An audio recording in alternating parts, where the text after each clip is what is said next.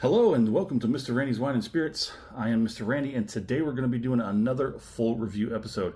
If you're new to the channel, hello, welcome, come on in. All my returning viewers, always good to see you. So let's do it to it, shall we? Let's shake a leg. So today's full review episode is going to be of the Dark Hedges Irish whiskey finished in cognac casks. Coming in at 40% alcohol by volume. Dark Hedges Limited Ireland. Okay, Pride of Ireland. Yeah, baby.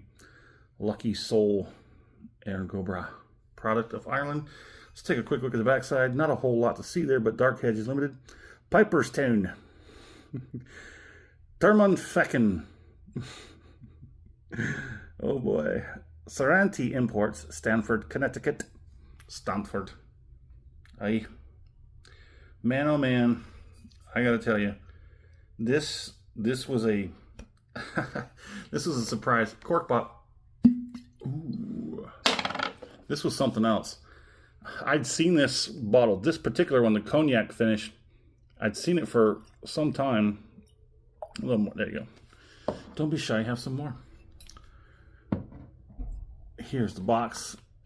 This was the last box they had, and it has like. It's pretty clean, pretty just basic white and whatnot. Not a whole lot of other information other than what we've already talked about, like quite literally. So thanks for your service. Let's move on, shall we? Hold on just a second real quick. I'm gonna go grab something.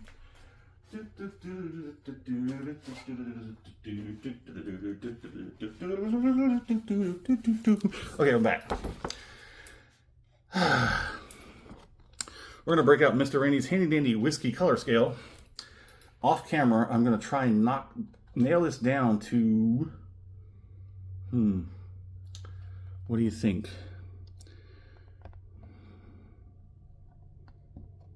Yellow gold? Yeah, I think it's a little lighter than old gold, but a little more than that pale honey. I'd say it's yellow gold, and we'll just have it at that.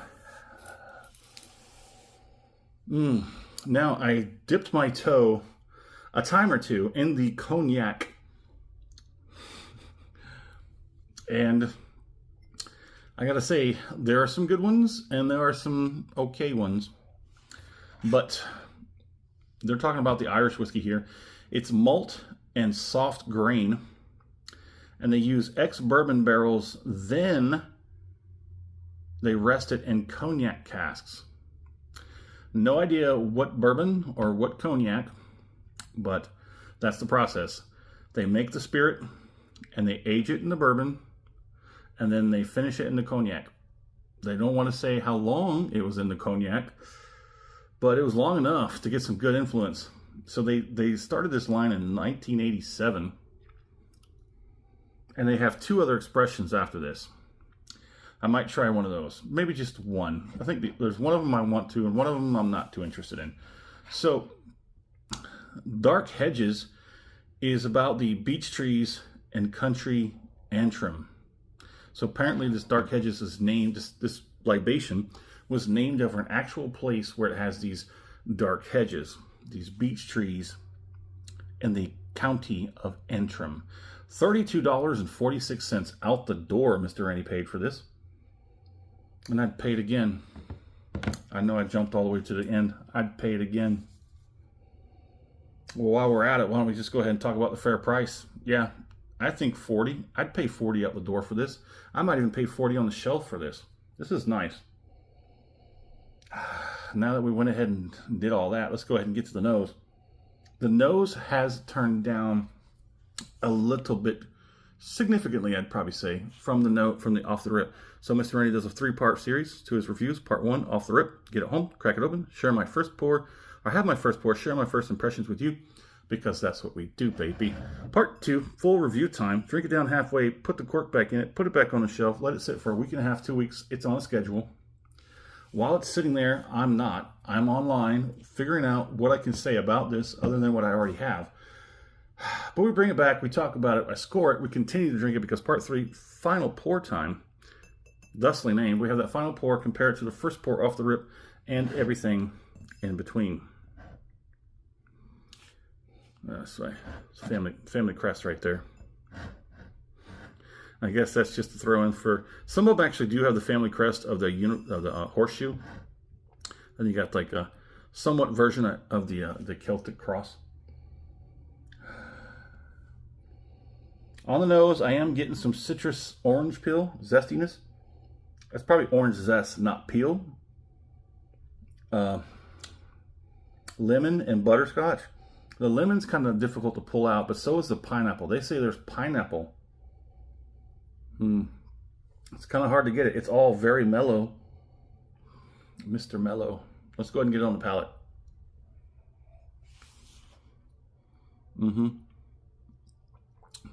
Well, that's very soft. That's deep, rich, mellow, very soft, very delicious. Like dark, ripe plums.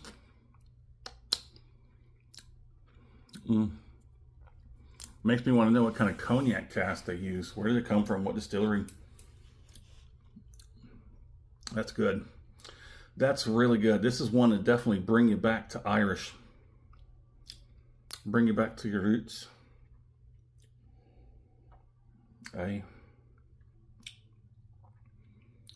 There are a few caveats to this. It is delicious, but there are a few caveats. But first of all, let's get the second one and then we'll talk about it.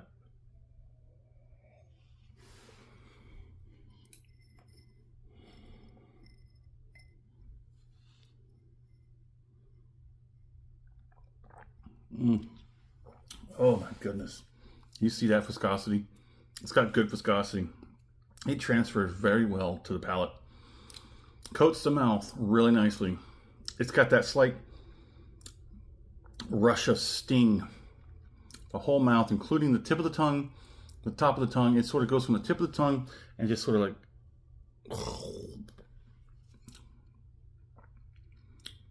And it just goes from the tip and it works all the way to the back where it settles and starts to turn the heat up a little bit. There are some cheeks, but mostly closer to the jowls. There's nothing high. The gums aren't barely getting anything on this either. That's okay. Flavor is mostly that deep, dark, rich, mellow fruit. And it's mainly, it's all coming from that cognac cask. The Irish that you have in here is pretty good, but I can't really say, to be honest, I can't really say whether or not that Irish would be good on its own, or if this cognac finishing really did the trick, really went the extra couple of miles to make this something very nice. All right, so let's go ahead and get this finished done. If you liked the video, go ahead and hit that thumbs up button. If you're not subscribed to the channel, go ahead and do that. Subscriber base is climbing. Every other day or so, I get another subscriber. That's awesome. It means more chances to have somebody to converse with about the libations. And I do believe it's most likely my newer videos might be getting it. I haven't bothered to look at the algorithm for the past week or so. Kind of been busy. I've just been basically working and getting it done. Let's go ahead and get this finished.